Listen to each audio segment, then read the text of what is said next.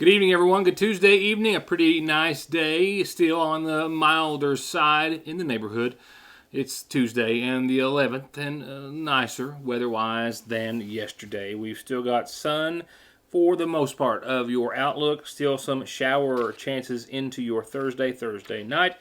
Still looking at least a very nice first half to your weekend Sunday. Still clouded, pardon the pun, by a slight chance of some showers. Nevertheless, prom in Magafa County for this Saturday looks great weather-wise. I'll have that and much more in your weather forecast in just a few moments. I still have indictments returned from the Magafa County Grand Jury last week, 2 of which I reported last night. I will not air those tonight, just simply logistics, as I've had some other stories pressing. I do have a woman indicted in the death of a Magafa County man who was killed in a car crash in a neighboring county just a few months ago. I also have some other news about how unemployment assistance individuals are in Magafa and other counties, but Magafa this week and next to help with a certain group of people. I need to tell you all about that in just a few moments. They, employed by the state, aren't allowed to talk, which I get that a lot when I go to interview those folks. So I'll pass all the information along to you that you need to know in just a few seconds. As well, we'll talk about a lot of other things, gas and Pfizer vaccines and a few things as well. Let's just real quickly hit a couple of stories, state-related stories. Good news, bad news. Good news. Let's start there. Kentucky is apparently the place to be. SmartAsset.com looked at the nation and compiled a list of the American cities best suited for new college graduates, and 2 Kentucky cities made the top 10, Lexington and Louisville, perhaps to no surprise. So good to hear that our graduates getting ready to get out of college now or soon thereafter, well, should be able to find employment and a low cost of living in both Lexington and Louisville. They actually look at 3 very important things. Well, if you are a 20-something-year-old, one of those, affordability and the job market. And Lexington, taking all of those into consideration, comes in 6th on the list out of 106 cities studied for being affordable, as well as having the 9th lowest cost of living, $19,526 a year. Nice to hear. Not so nice. Now the bad news. Just yesterday, a Magafa County man was in the headlines here in the program for being indicted on manslaughter charges for, says authorities, contributing to the death of another Magafa County man who he had sold drugs and then did drugs with. Well, another website, WalletHub.com, we've quoted them over numerous studies over the years, but they say that 2020 drug overdose deaths rose almost 30% from the year before that in Kentucky, and that Kentucky ranked 10th on the list of all 50 states and the District of Columbia for the very worst number of overdose deaths. Kentucky ranked 5th in opioid pain reliever prescriptions per 100 people, 8th in drug overdose per capita, 13th in drug arrests per capita. I liken the story, to the duct tape bandit. I don't know where the duct tape bandit is at this time and this day. That was years ago, but you may recall making headlines in Kentucky for literally taking duct tape, wrapping up his entire head to use as a mask to commit a robbery. Well, one can only wonder what will become of what will be the nickname of the person they are now searching for and have identified that I told you about days ago, walked into the Louisa Walgreens with a knife demanding pills, and of course the somewhat unusual circumstances surrounding the theft. Just a couple of weeks ago, on the afternoon of April the 27th, that was when this man, identified as 33-year-old Jeremy Ray Burris, came to the Louisa Walgreens driving a stolen Nissan SUV. He got out with nothing on except for a white pair of shorts. No shirt, no shoes, no cents. Apparently, he walked in with a knife and demanded medications at the pharmacy. He did make his way out of the store with some prescription medications, the quantity and type unknown. He also did not make it out of the store before crapping himself as he made his way to the door and before getting out of the building. No one was hurt in the incident. He fled in that purple stolen SUV, reported stolen out of West Virginia sometime thereafter, and has not been seen by authorities since. Authorities with the Louisa Police Department and State Police have now identified him again as 33-year-old Jeremy Ray Burris. They do say in all seriousness that Burris is to be considered armed and dangerous, and they're hoping that someone may have some information about his whereabouts or that Xterra SUV that he was driving during the day of the crime. If you have any information, you can contact Louisa authorities or the Kentucky State Police. I'll be right back. Go with All Pro, and you'll always get a perfectly finished project backed by decades of experience and thousands of satisfied customers. Always with the best prices on everything from small to large remodels, bathrooms to kitchens to entire homes, or turnkey new construction on everything from garages, homes to retail space. And seamless gutters too. And All Pro still offers 0% financing for up to 18 months and long-term low interest rates on those big projects. For an estimate, call this family-owned business today. Get absolutely every mile you can out of the season with great deals right now at Conley Tire in Staffordsville. Get up to $70 back on a set of new Coopers or new Hancooks, up to $120 back on new Michelins, up to $150 on new Goodyears, where you can keep your stimulus money and drive safe with 6 months no interest. At Conley Tire in Staffordsville and at conleytire.net. Appalachian Wireless is proud to offer the Emergency Broadband Benefit Discount. This federal program can reduce the cost of our 25 gig unlimited plan by up to $50 a month. If someone in your household qualifies for certain government benefit programs or experienced substantial loss in income in the last year, you may be eligible. Only one discount per household, and it's only available until allotted funds run out. For more details, go to AppalachianWireless.com/EBB. We are you. We are Appalachian Wireless. Unlimited data speeds will be slowed to 512 kilobytes after 25 gig per line.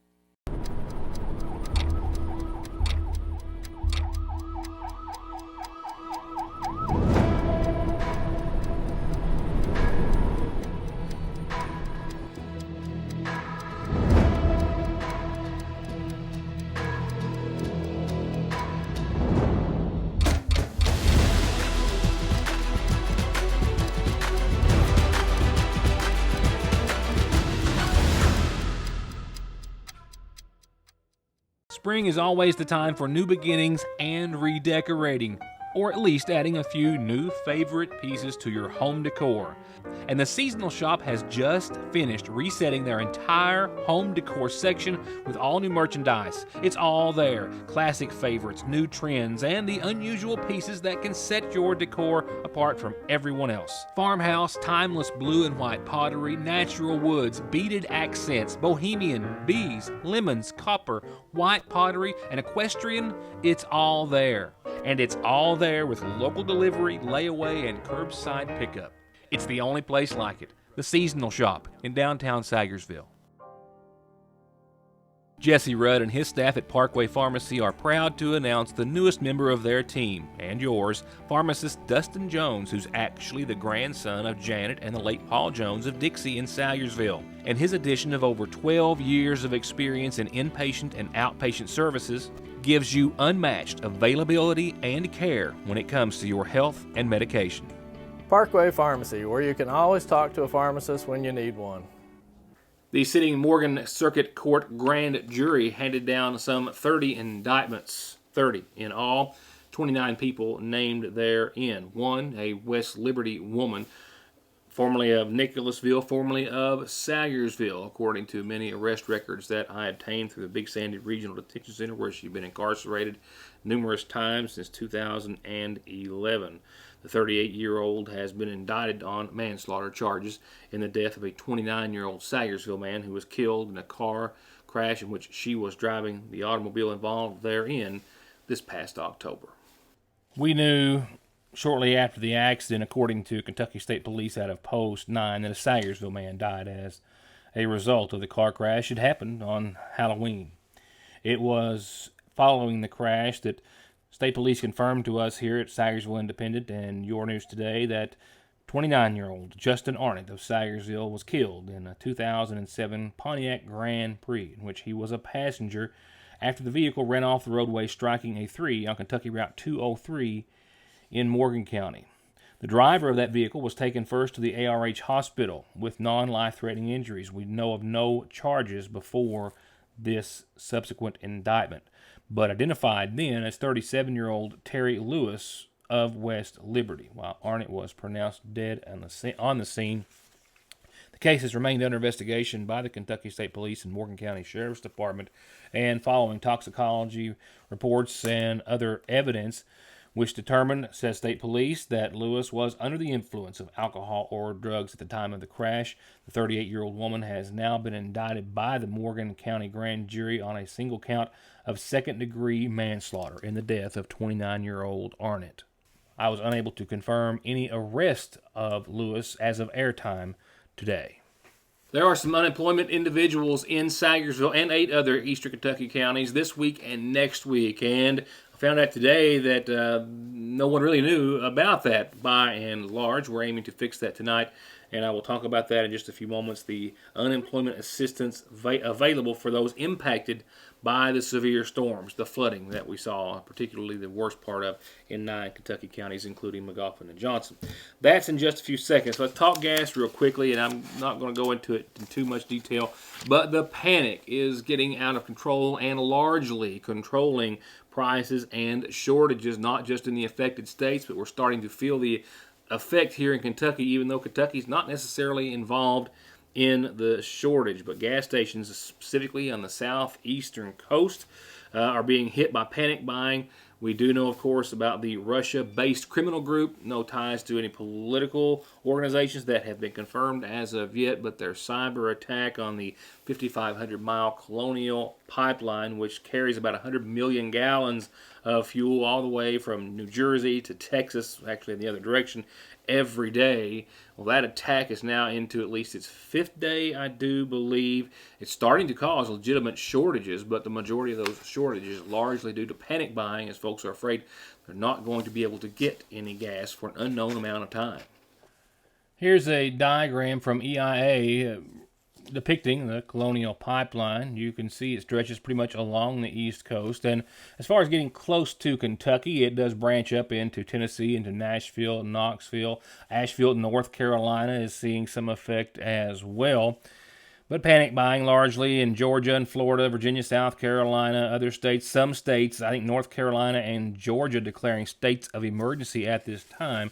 I'm not making light of this. It is a serious situation, but it is largely panic buying which has sped up these shortages actually taking place. AAA says that buyers are just draining supplies literally for fear that they may run out of gas altogether, and that is, of course, a serious fear. At some point or other, we've all lived it for something. I can recall September 11th terror attacks. I think that was something that was a great concern that a lot of us had a panic that might be something we could face here as well. Nevertheless, the Colonial Company says it hopes to get operations back online by this weekend.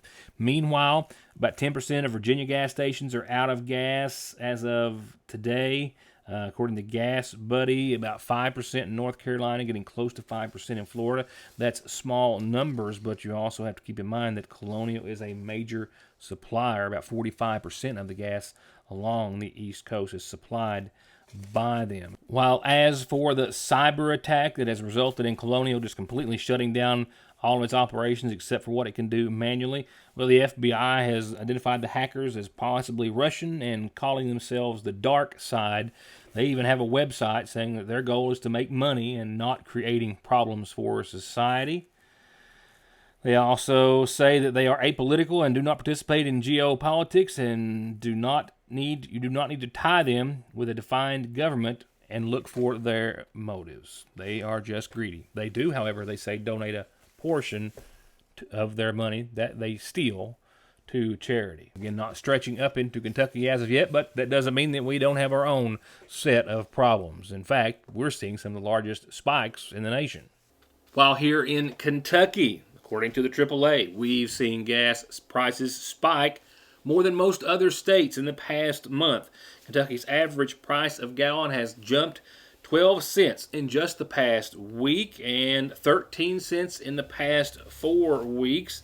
The increase was the second highest jump in the entire United States. Right now, Kentucky's average price per gallon hovers right at around $2.85. Only one state, and that was Michigan, also not affected in the shortage, that we're talking about, saw an increase of 15 cents per gallon.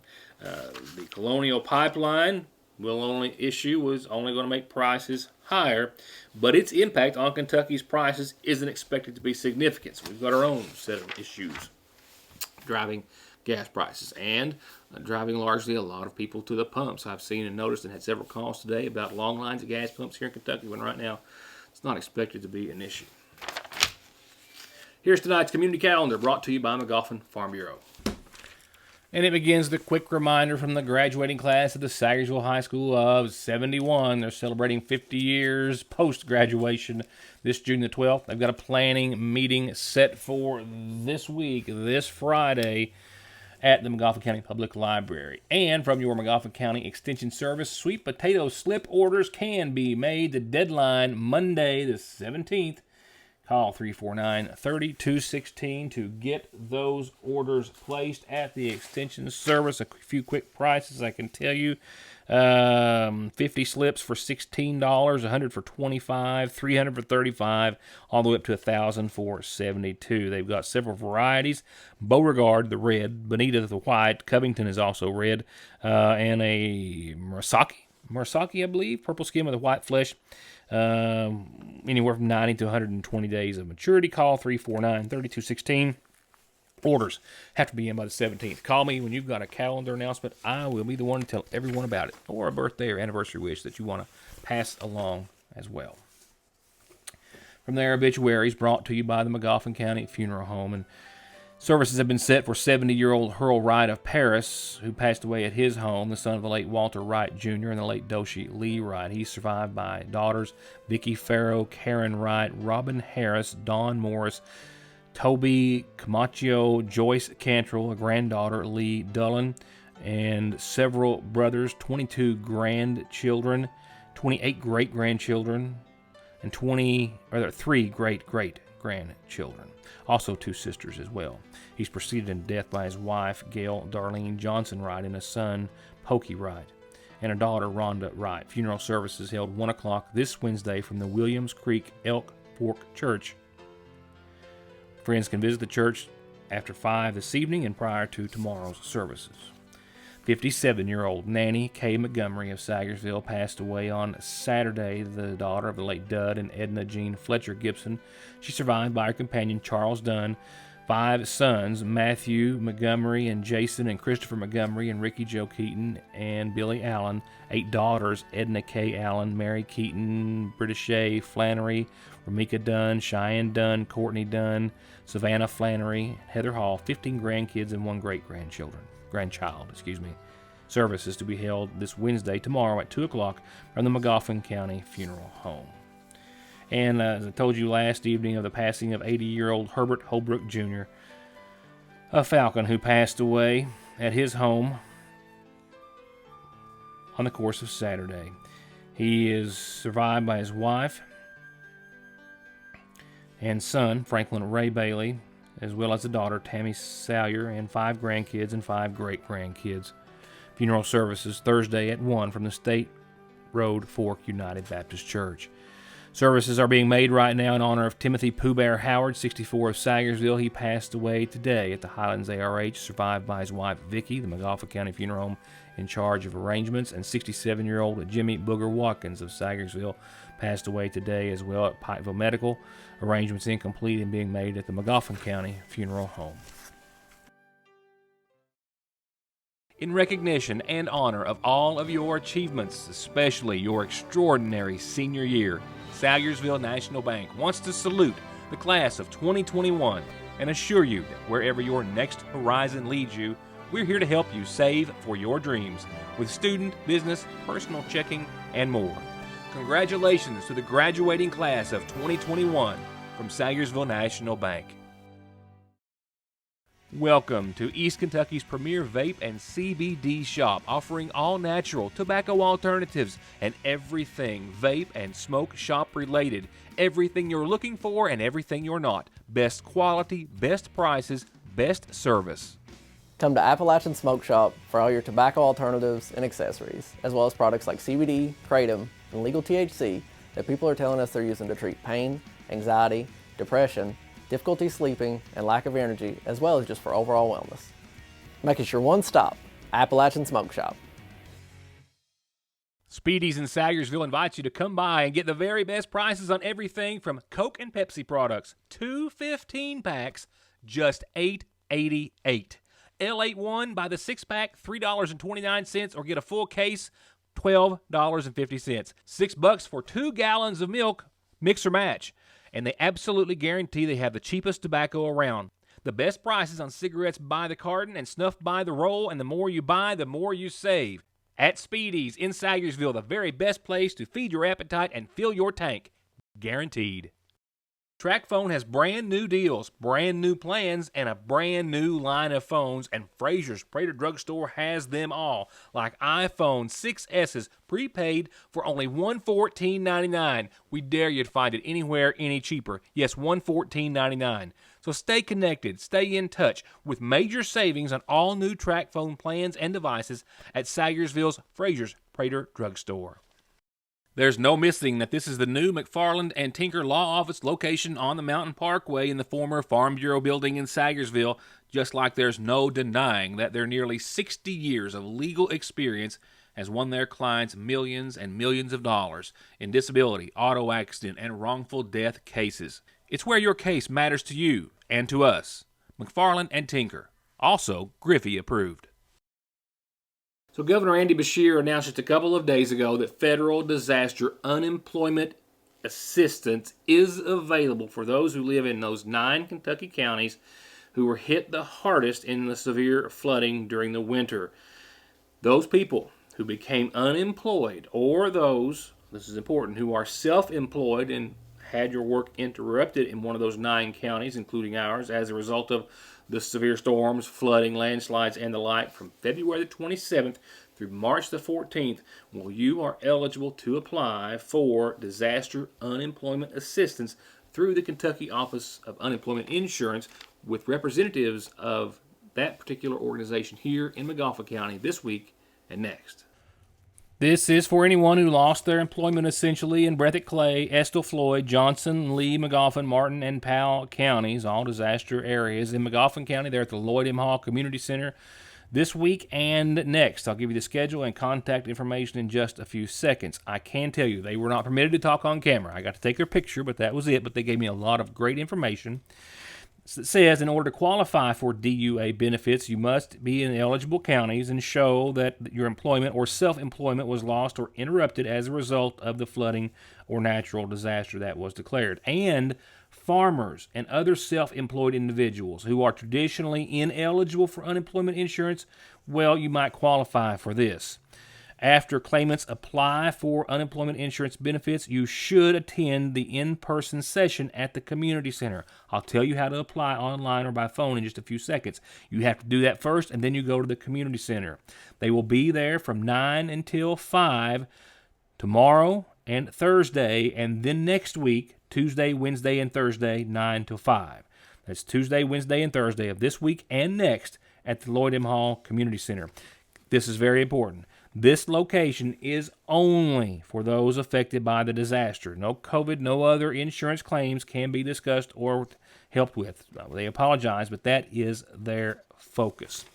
To get into the system before you go for in-person, go to kcc.ky.gov, the Kentucky Career Center website, or call 502-875-0442. Do that very quickly, file your initial claim, and then come to one of the in-person sessions here at the Lloyd M. Hall Community Center. There is a deadline to apply. It is June the 5th. Real quickly on the Pfizer vaccine and how it relates to local headlines this evening, the FDA has expanded yesterday, as of then, the emergency use authorization for the Pfizer vaccine to kids in the United States from 12 to 15, which essentially gives access to millions of other young people and kids. The Pfizer vaccine is still the only one of all 3 in the United States available, approved for use in 16, 17, and 18-year-olds. in studying over 1,000 young people for this determination, the FDA says they found that the vaccine was completely 100% effective in preventing COVID-19 in those 12 to 15-year-olds. And it's going to be the same regimen and dosage as that is given adults. This emergency use authorization, of course, could mean a big deal as school, of course, is just getting out, but school will be coming back in sooner than later. On that note, I placed a call to McGoffin County School Superintendent Scott Helton earlier today to inquire about that revelation. He says that school personnel are going to be taking in a webinar on the matter tomorrow from the state and federal government, and that we'll be able to talk to him about that in the coming days. Also, in the coming days, the McGoffin County Board of Education has a meeting set for next Thursday night. It is at that time that there quite possibly, more than likely, will be a vote on the supplemental school year happening or not happening here in McGoffin County. Between now and then, we'll learn how many students have requested it, and then, of course, we'll find out the board's intentions and vote should it be brought before them, and I believe it will be on next Thursday. So a decision on the supplemental school year, more than likely to be made a week from this Thursday at the next Board of Education meeting. So look for that to come. Right now, here's what's coming up in your Licking Valley RECC forecast. What we're staring at tonight, a low of right around 40 degrees for the rest of your Tuesday. Pretty nice one out there today. Sure, the 70s will be nicer, and maybe even the 80s, if you want a little early summer temp, but we're not there yet. We're not even close, but we'll get there someday. 40 tonight, mostly cloudy skies. Winds, as I told you last night, coming back after a break out of the northeast, anywhere from 6 to 16 miles per hour. For your Wednesday, a pretty nice one ahead. Low 60s, however, but sunny tomorrow. Cooler tomorrow night, and for the next couple of nights, we're going to be in the upper 30s. I do not foresee, and nor does your forecast call for any frost at this time. But 62 tomorrow with sunshine, 38 tomorrow night and mostly clear, 66 on your Thursday, and mostly sunny again, and still 38 degrees for nighttime lows. A small blip on the radar or screen, or both, for your Thursday includes a 20% chance of showers in the afternoon, and that chance dwindles down to 10 and then 0 by, say, 7 o'clock that evening. So 2 to 7, you got a slight chance of showers on your Thursday. Doesn't appear that's going to amount to much, if at all, anything. So 66 and mostly sunny. For your Friday, a little bit warmer still, but still in the 60s, 68 and sunny, 41 that night, and mostly clear. A big weekend ahead, especially for McGoffin County seniors and their dates. Prom is this Saturday.